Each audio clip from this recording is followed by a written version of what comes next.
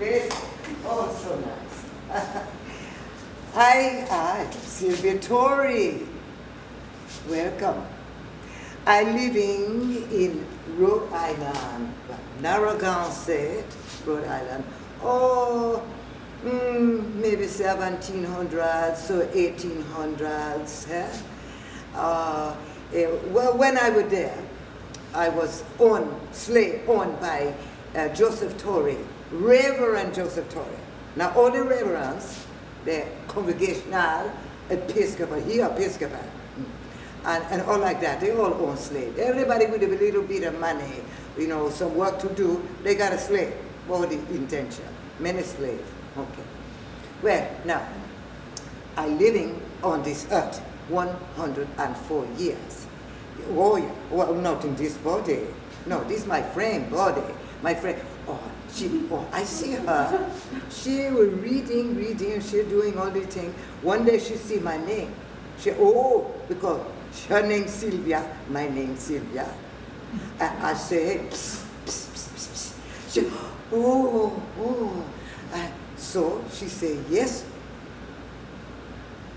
I tell my stories through her. But she got a lot of white hair, so I'm going to try to keep her alive as long as I can. Okay. So, Sylvie, well, everybody knowing that I have second sense. I can see things, I know things in ways others cannot. I see good, I see bad. I like to see the good, but you cannot hide the bad. Never you repeat the bad, must change the bad, like the slavery in Rhode Island. And, Indians, they were slaves too. And they're telling many stories about ways to help the earth, all kind of things. They was the first people here on this land, the Indians. So I tell stories too, like my African, you call African griot. I do. Okay, now, many people wanting to know things come to Sylvie, but they're Christian, so they're so they might say, shall we visit Sylvy Tory? She's such a lovely woman. We'll bring her a present of tea.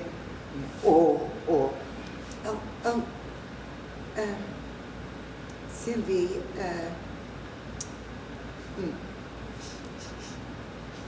well, they coming. They coming, and soon they're all bright and rosy with the tea and the cakes, and then they're asking question. Oh, Sylvie, what could be your thinking on this? Could father's cow have simply wandered away? Or one young girl might say, oh, Sylvie, I wonder, will Master John ever visit again? So, I throwing herbs in the fire. I calling on my African God. Oh yeah, the spirit of wind, the changing wind, wife of Shango, of thunder and fire and oh yeah. She warrior, but she only got angry with good reason. And she carried a sword of truth, cutting away at the rot and giving way to the new growth seed of death and rebirth. Oh yeah, mother of magic, mother of the mind.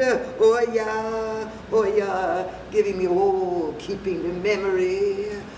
She can slap you with insanity, you dishonorable thinking.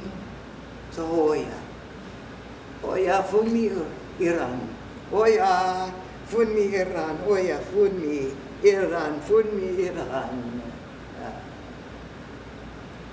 And soon we're drinking tea, and the question coming. I answer the question, and everybody happy. Oh, half a silver coin. $1. Oh, much obliged. Yeah. Oh, come again. Yeah. one story, this story true. One man, he coming with friend Shepherd Tom, you know Shepherd Tom. And Shepherd Tom, the one who tell everybody that he come to see me. Otherwise, nobody know that I am here. So the man asking question. I say, in no way go east. In no way go east. That's all. I don't take his money. He's not happy. So they leave. Shepherd Tom return. He say, well, why you know question, answer my friend question, telling me future. I say, that man have no future to tell. So, in short, the man fixed indenture paper must go to New Bedford. That 30 miles east. While he there, he fall ill and he passed. The poor man. Many say I work with the devil. There ain't no devil, it's we who do the wrong things. Many say I be like the pagan white witch from Europe. Well, I say go, giving good counsel, good witch, giving good healing. White witch, black witch, good, all the same. Story what you want to hear today? Nigger election? Yeah? No. Yes. Cuddymonk. Cuddymonk, a friend of Cuddymonk. Oh, first, my friend Brister Rhodes. Brister Rhodes, Rhode Island Black Regiment. Yeah. Okay. Brister. Brister! You come on in here now, Brister. I've got to. Oh.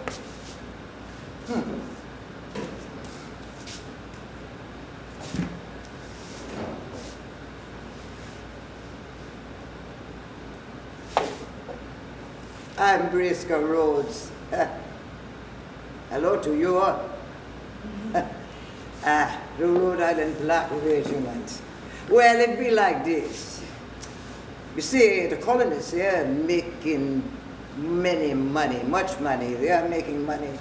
And the British, oh, they're running wrongs, they're running slaves, they all do all kind of things.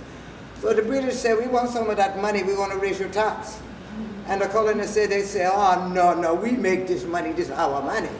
You can't have that. So, 1775, they declare their independence from the British. We're not you no more. Okay. Now, the British down south, big war, yes, big war. Down south, the British are telling their African slave, you come on, you run away. We give you freedom. We give you land, we give you pension, all like that. So the British was winning the war. Now, George Washington, he running the Continental Army, the colonies, and they're fighting against the British.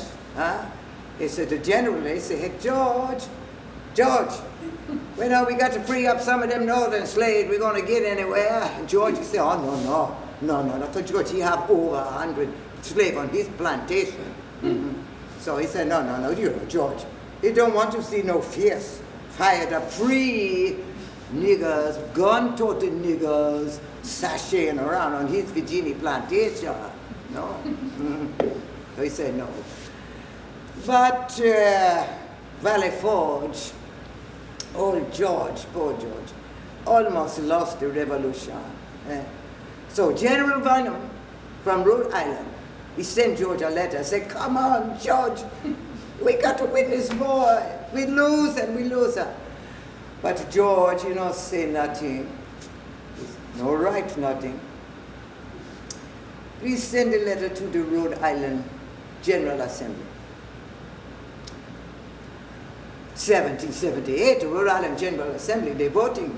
Everybody, Negro or Indian manservant like that, you want to fight with us, you're free right away. So, all this plantation owner, Oh, they're so angry. They say, so the General Assembly, they say, oh, okay, we pay you. You nigger leave, we pay you what you pay for them. Well, but I joined up right away. And did we win that war? We win that war. So, when you see on the 4th of July, the fireworks blazing against the black sky, stars and the stripes flying high, it could have been a British Union Jack, but for the induction of Indians, colors, and blacks.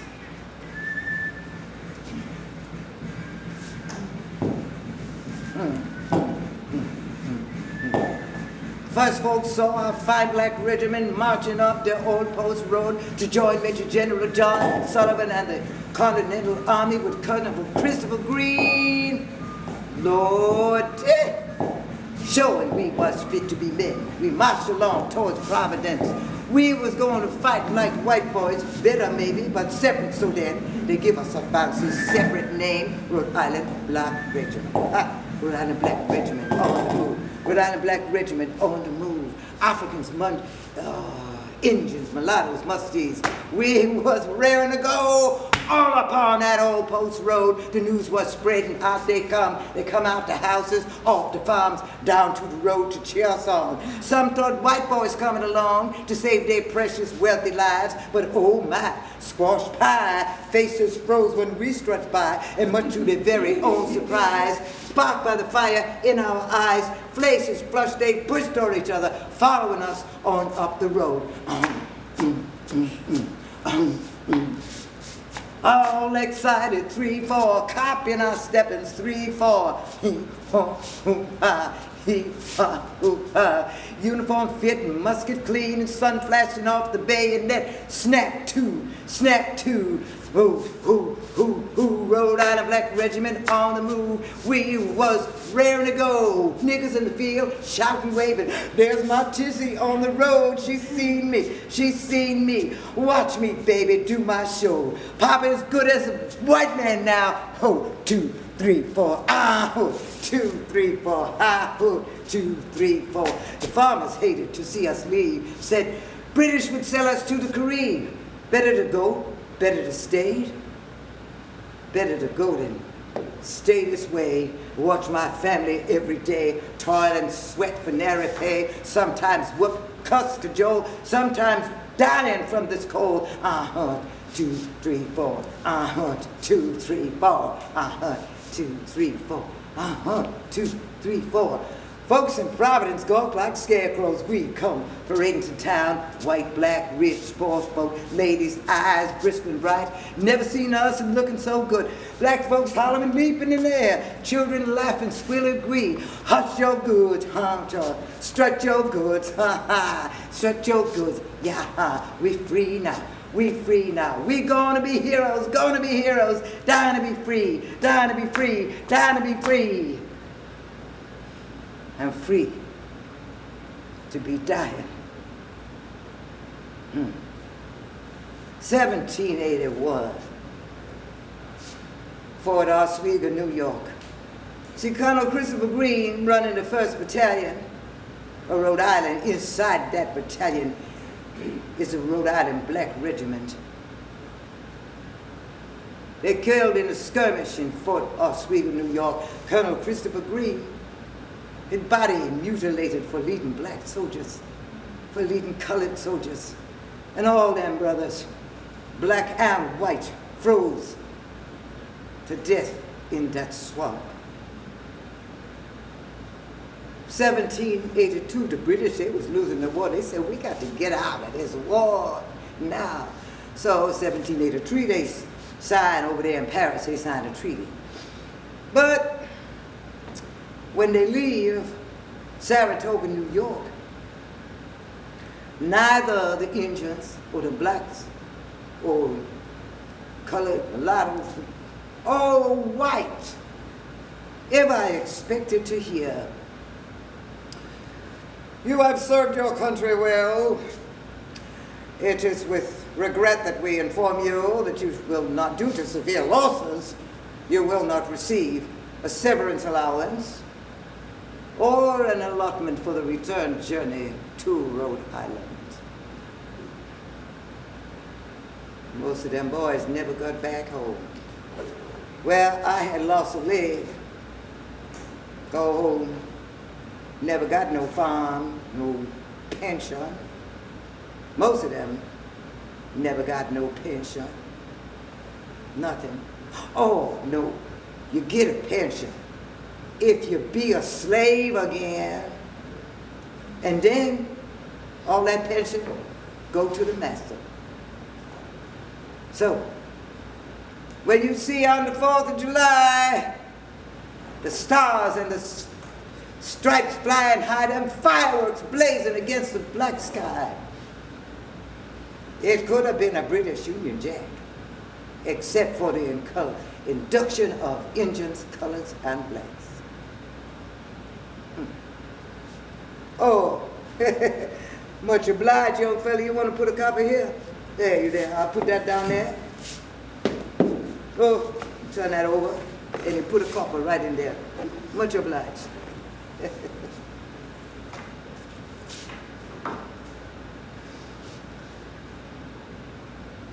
My friend Brister Rhodes, well, he's somewhere. Oh, Brister, my friend. Ha. Oh, so, now, we're going to Nigger Election. Yeah, Nigger Election. Nigger Election is all over New England, or from, say, come on and sit down now. Come on, sit down, quick. Don't fall with it. I'm going to tell about Nigger Election in New England. So maybe 1700s to 1850 and 20 or so. In Rhode Island, oh yeah, from Coventry to Quinnipiac Island, Nigger Election Day in Old Rhode Island. And Narragansett, where I'm living, oh, ministerial woods. Each town in Narragansett, 3rd Sunday in June. Okay, so, that's that. So, the Nigger Election, electing black governor, electing lieutenant governor, and treasurer. And for one whole year, the black governor running things among the black, and running the matters between the slave owner and the slave. Sometimes you have to decide one slave is whipping another, but you know, the plantation owner hands be clean.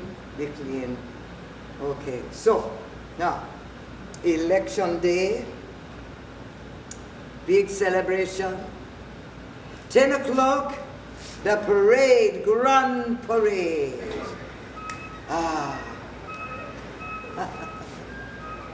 Oh, everybody coming.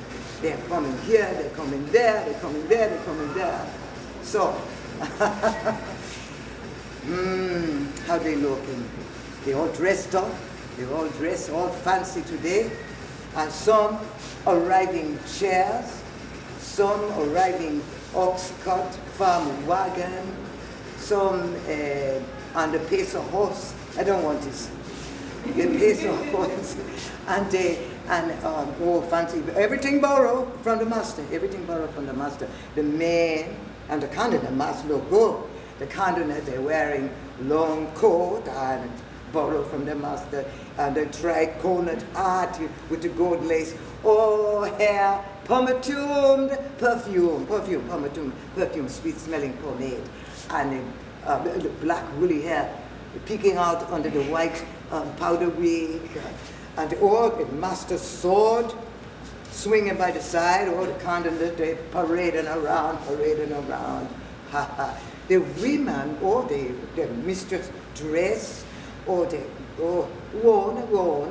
but you know, the colorful, it's silk, the taffeta, a little bit of lace, fancy fan.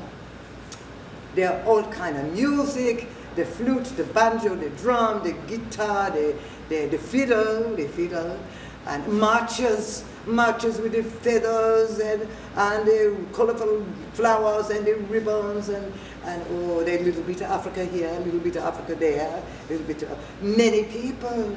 They're all shouting, laughing, gunshots, everybody happy with it. So now, the Grand Marshal, okay, Guy Watson, he fought Ticonderoga. He'd be a black governor one time. So now he's the Grand Marshal today, and he's making sure all the voters stay in their own line, you know, jumping from one candidate to another and all that.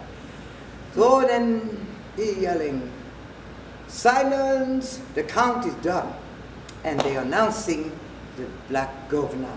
Oh, everybody cheer, yo-ho, yeah, yeah.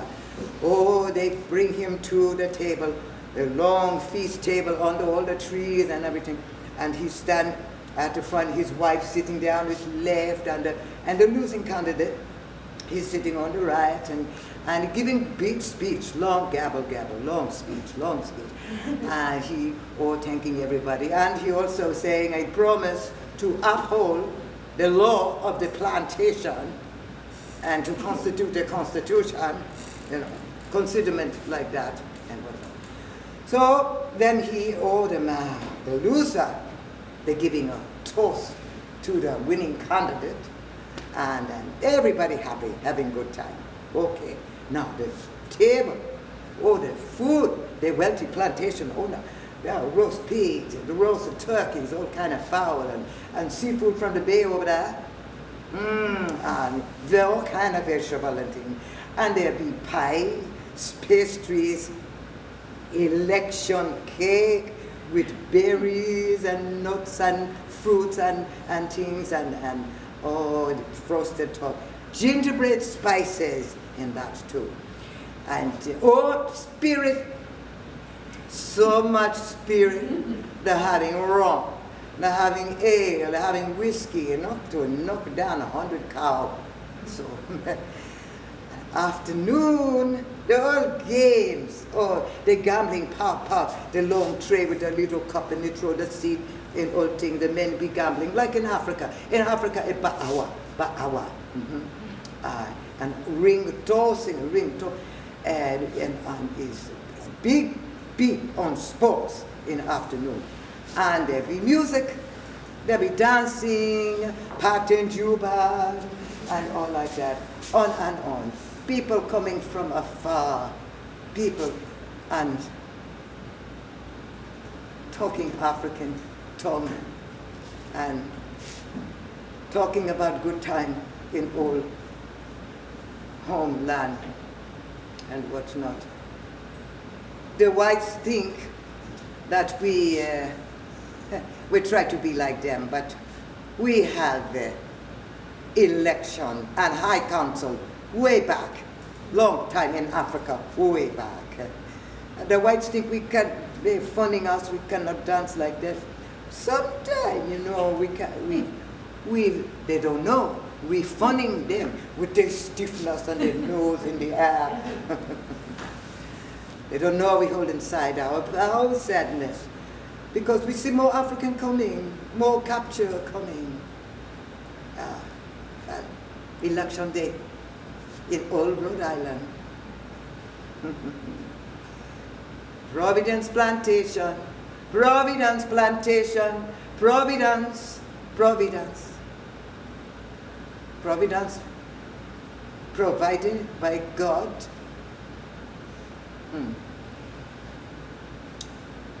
Yeah. Oh, Cuddymonk. Cuddymonk.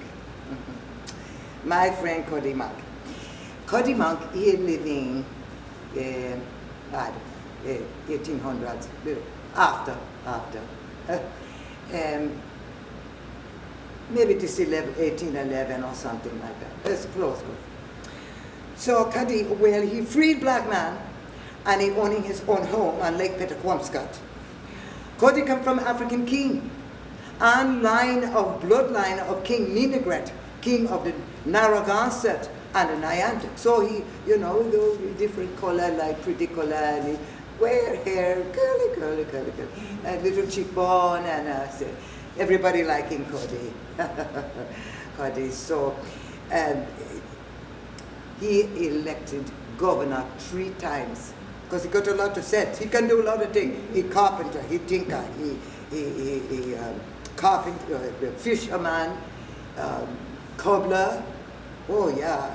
So, but he elected governor 3 times because he got a lot of sense. And he had good gift of gab.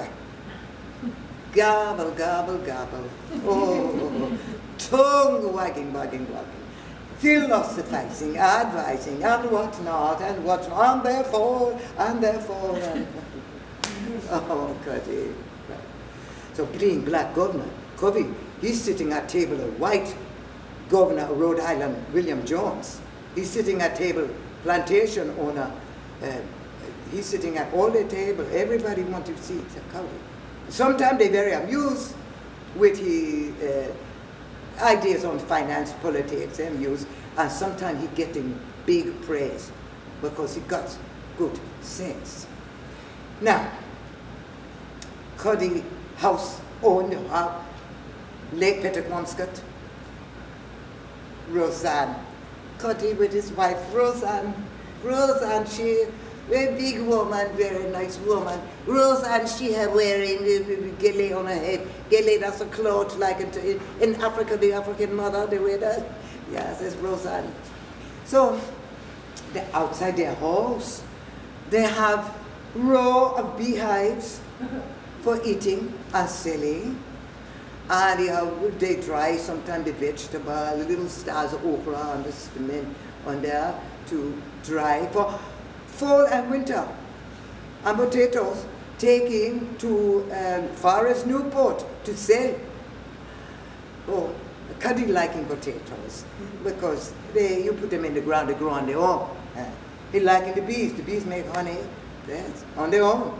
And he not liking the pig too much.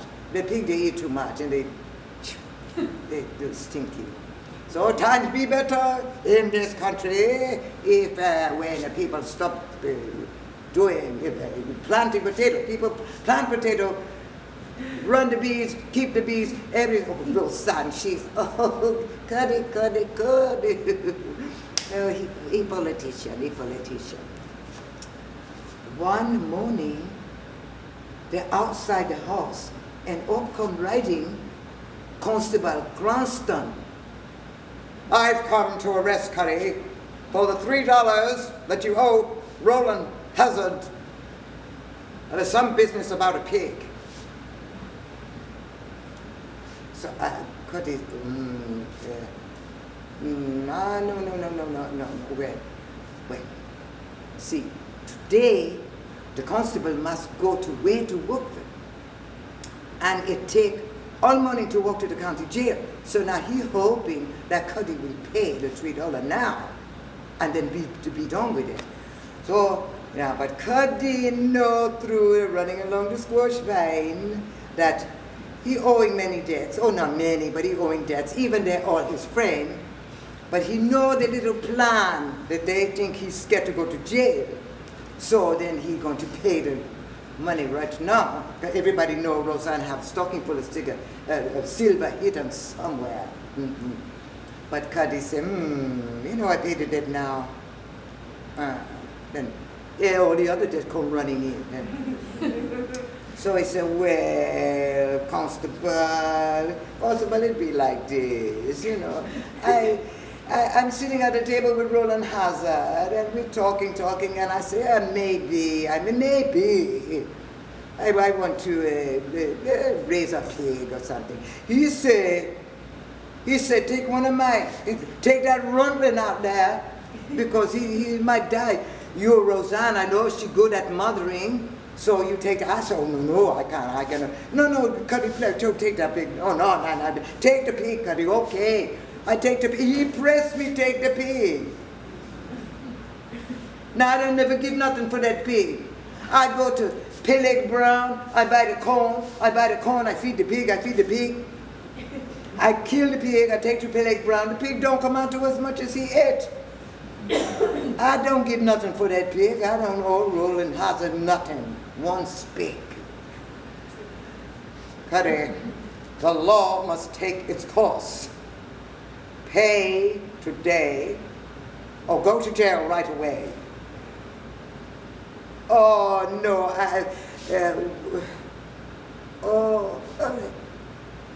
I must go to jail.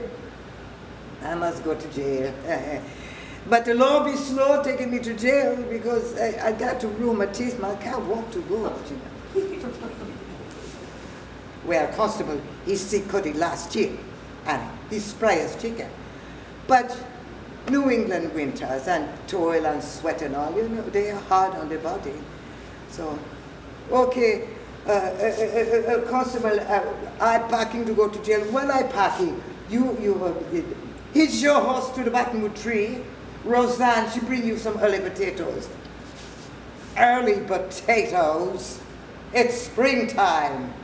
Potatoes harvest late summer and fall. It's well, I be first-rate farmer, even I ain't good at raising pigs. Okay, all right.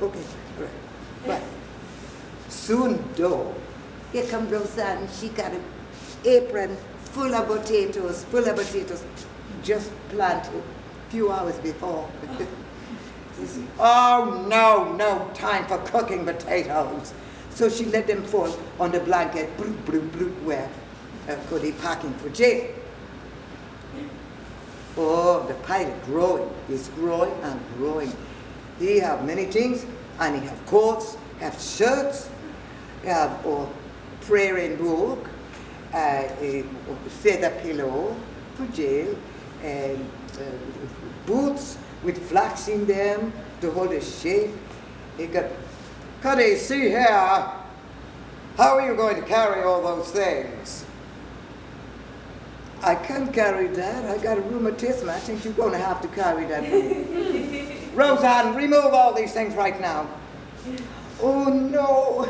Oh, my Cuddy, myself comfort in jail. My poor Cuddy. Oh, constable, be heartful. I need to have this. If you don't need anything right now, just get it. Please, constable, please, my poor Cuddy. Oh, back and forth. Oh, but no foot stove. Oh, no, my Cuddy be so cold in jail. It's so good. Oh, my God, constable, please, it's going to be cold in jail. It's springtime. Well, it's cold at night. Well, it's going to be summertime. And then it will be winter. No, back and forth. Oh, please. Oh, all right. Foot stove. 2 hours later, the bundle all rolled up, tight, all lopsided. So now Roseanne and Cuddy, they moved, they're going to put it on the horse. They moved it. Oh, they tried to move. Oh, my rheumatism. Oh, can you push it this way? Oh, constable, please help us. I'm not helping with a blessed thing. Oh, please. Oh, come on, constable. I gotta be a good man. Please. Oh, all right, I'll help you out. So they all pushed him. Roseanne, run around, tie this rope down the back. Oh, ow, my rheumatism. Oh, Cuddy, throw me the rope, Cuddy. Okay, oh, finally, it's all tied up on the horse. Now, the journey begins. Now the Johnny cake, Roseanne gives Johnny cake, blueberry Johnny cake, maple syrup, satchel. So they start out, car, constable on the horse, going slow. And Cuddy limping along beside. Oh, me rheumatism, my ocean. Me rheumatism, sit. So he's sitting on sunny stone and warming his bone, his rheumatism, and taking in the Narragansett day. Oh, blue sky, the poofa cloud, spring greenery all around. Scent of locust. Oh, the blossom and bayberry, briarwood. Oh, the hedgerows of wildflowers. Oh, this is heaven. Birds, birds.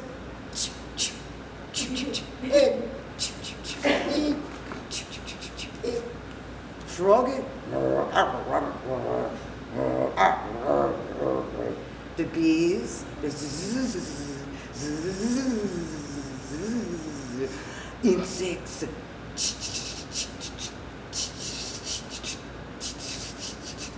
Ah, such music. And Cuddy's so happy.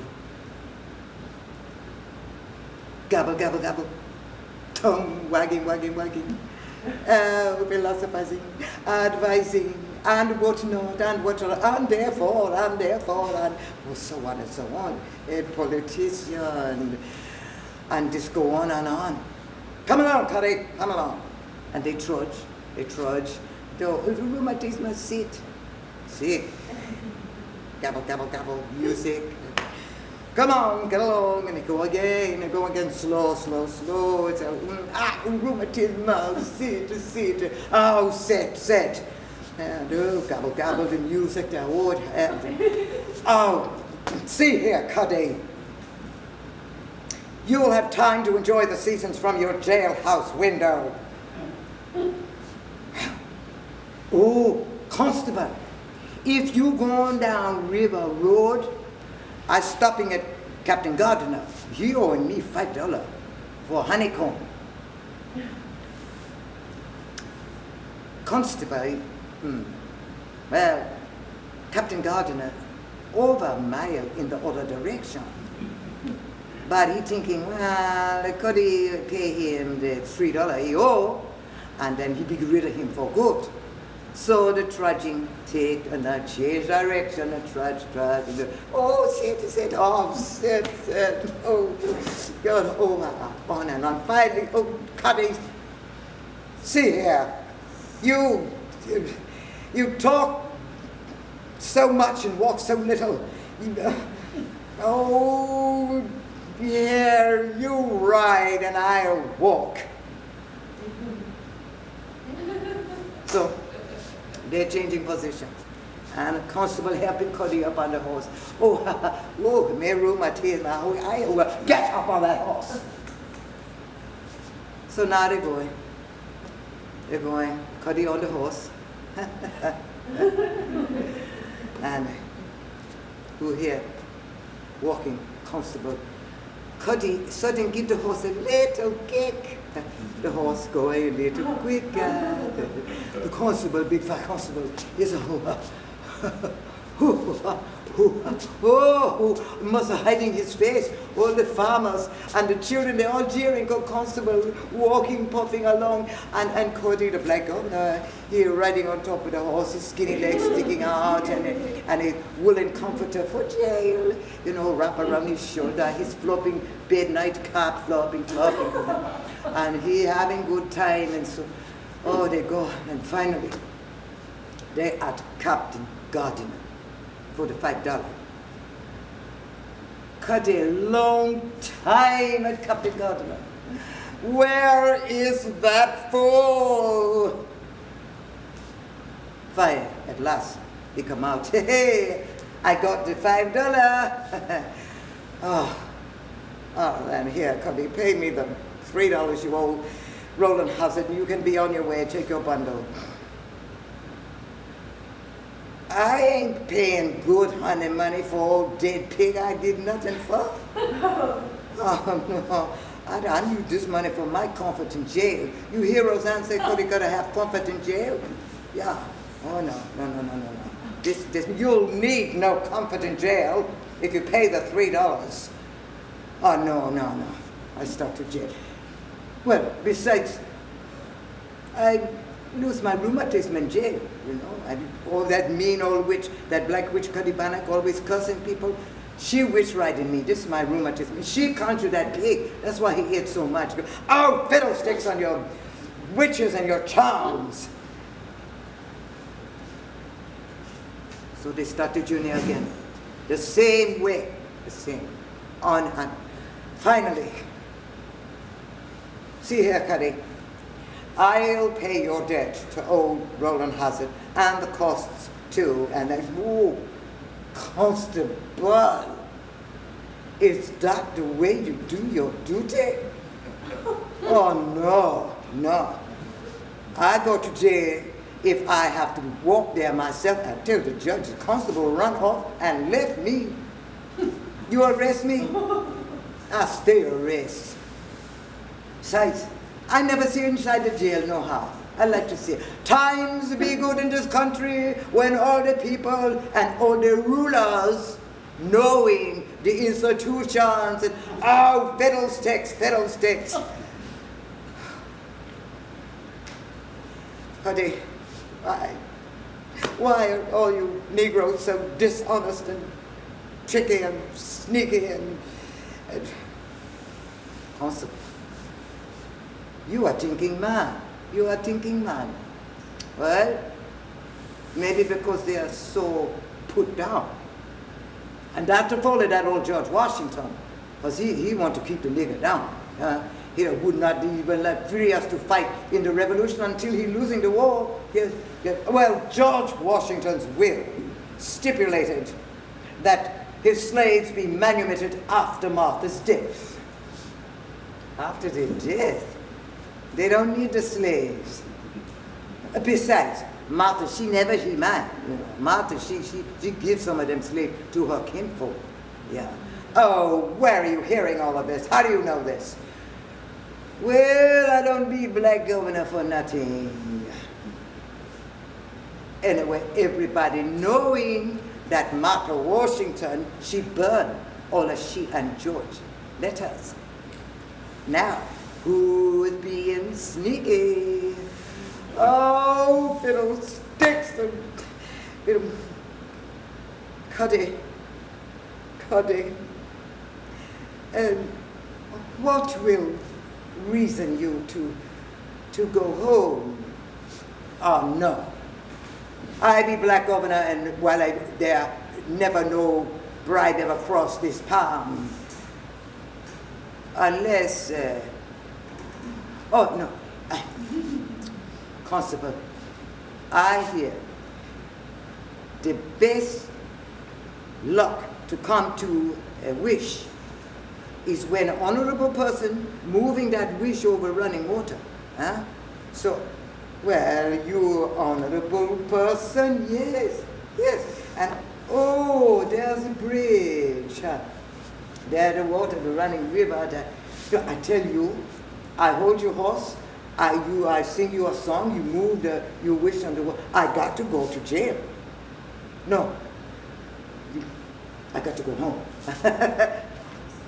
Because, well, I have bad luck. I bad luck if I not to do this. So oh God, it's so insulting. Oh, fiddlesticks on your witches and your child. Oh. So the constable thinking, he thinking that he's gonna pretend that the wish is working, this thing, charm is working, and then he will get rid of Cuddy go home, and all that. So he's looking around, back and forth, and every time nobody coming. So he go down onto the bridge, he give the horse to Cuddy holding his horse, onto the bridge, and he's there, and Cuddy start to sing. He start to sing a lively song, well, I didn't sing. And the constable said, start to dance, grouchy.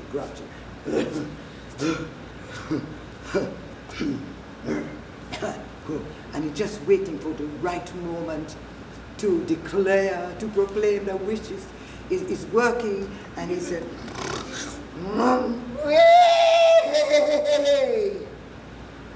Constable horse, Calop, down the road. Oh, Cuddy! Oh, my groaning! Cuddy, catch my horse! I can't run, I got the rheumatism. Oh, no! Oh, God! Constable, down to disappear.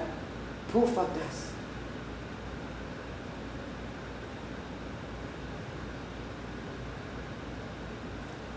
Oh, Cuddy, he walk over to the bridge and he throw into the water the long, sharp locust stone that troubled the constable horses behind. So he go and sit by his bundle, he pull out his fiddle, he start to play, he sit down, and oh, the birds, the frogs, the bees, the insects. Oh, heaven. And he play, so can he get up? And he start to dance. He's dancing all around, kicking leg, jumping high. Rheumatism gone. So he there.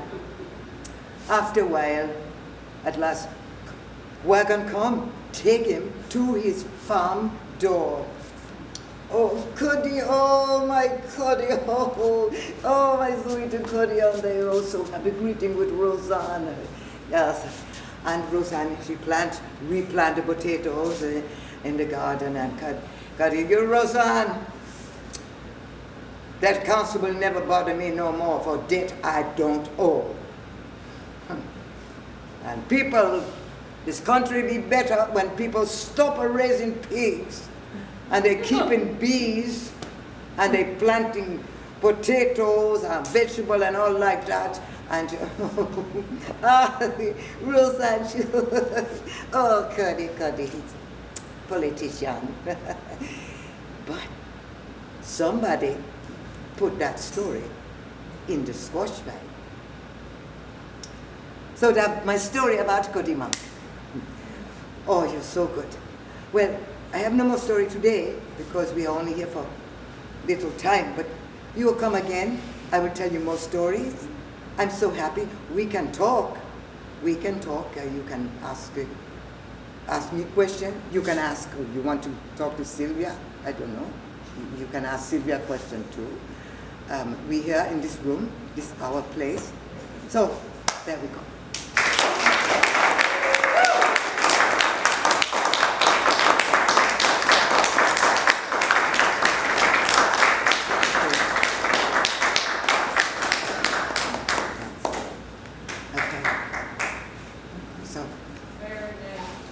Oh, thank you.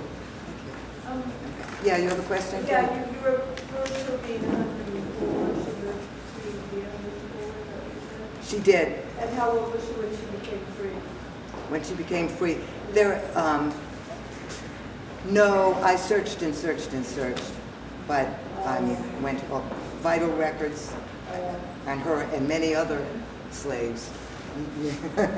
You're not going to find it. And sometimes even there were a lot of illegal sales after it started, the gradual emancipation. It was supposed to end slavery, and people were selling to other states like Connecticut who still had slavery.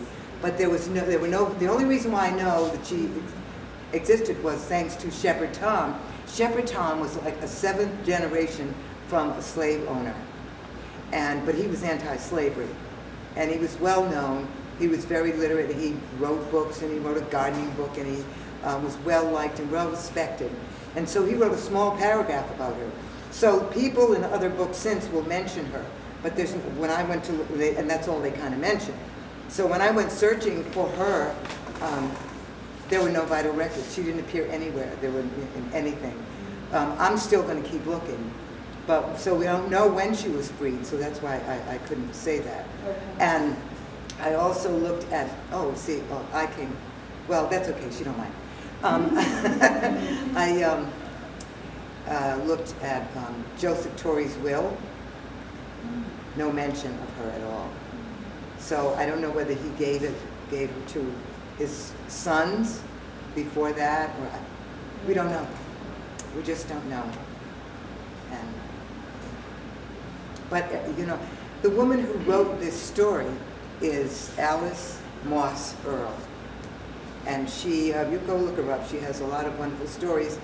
in a book called In Old Narragansett, and then there's another one, the name I can't remember, and but you know, look up her name. And she has other books too, on fashion at the time and with indices in them. But she had no, in Old Narragansett, there was no reference to who told her these stories. But based on the fact that her other books were so well researched and that there was a short period of time, historically, between her writing of these stories and the time when Cuddy did live, it's highly likely that much of this was true. I think she had fun with it a bit, and so did I. You know, I added a few little statements. Well, actually, I'll tell you what they were, because when I was researching certain things about George Washington, I didn't want to say the wrong things. And that's when I discovered that Martha Washington burned his letters, all their letters. And of course it said because they were so in love. But I think if you're that much in love, you want to tell some secrets that nobody else, you don't want anybody to hear. And there was something else I was going to tell you. I'm sorry, it slipped my mind. Oh yeah, Cuddymonk. I found him in Roland Hazard's account book. So he really did business with Roland Hazard. You know, I guess it's like if somebody, I don't know, is 30 years old now, was writing about somebody in 1950, we'll say in Fox Point or something, and they found all these older people and asked them questions. They would probably get some, you know, repeated statements made from which to choose. You know, but today, of course, we give credit to those who do the oral, you know, give the oral history. So, yeah. So all of the black governors were they slaves themselves? Just that they negotiated with the masters, it sounded like. They weren't slaves themselves. Some were and some weren't. So, but they did, yeah, they negotiated. Yeah, as you say, the matters between what was happening with slaves and the masters. That sounds like an early union of sorts. Yeah. I mean, that they're speaking on behalf of... No, it wasn't a union. Well, yeah, they would have gotten no, paid it was like, slave, but, you know. it was like, you keep the niggas straight. That's what it was, really. They got